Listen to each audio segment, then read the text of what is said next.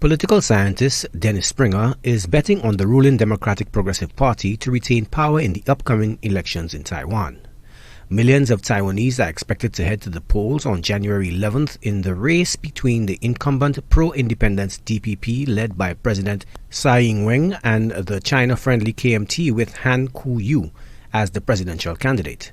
Despite the loss at the local elections, Springer believed that tide has turned in the DPP's favor.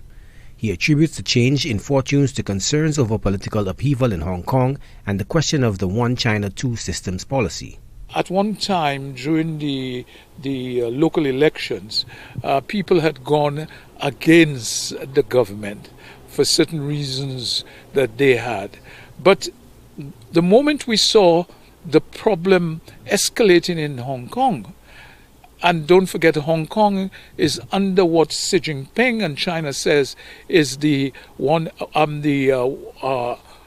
China, two system policy. Tsai Ing-wen does not accept that. She also does not accept what we call the 1992 consensus, which was a false consensus. Therefore, what happened was Xi Jinping realized that he couldn't get Taiwanese to follow this One China Two system. So he decided that the best way to go about it is to give Tsai Ing-wen, the president, as much problems as he can. Springer says this election result will be pivotal in determining the future of the country, especially cross-strait relations with mainland China, which looms large over the political landscape. Consequently, what has happened, you are seeing a lot of misinformation, or people say disinformation, being produced by China in Taiwan right now. So things at one time were a little bit tricky. But what we are finding out, because of Hong Kong and the youth of Hong Kong, the youth of Taiwan now is strongly behind the president, because they were the ones who nearly brought down President Ma. Consequently, we are now seeing the rise in Tsai Ing-wen's popularity because of her strong stance.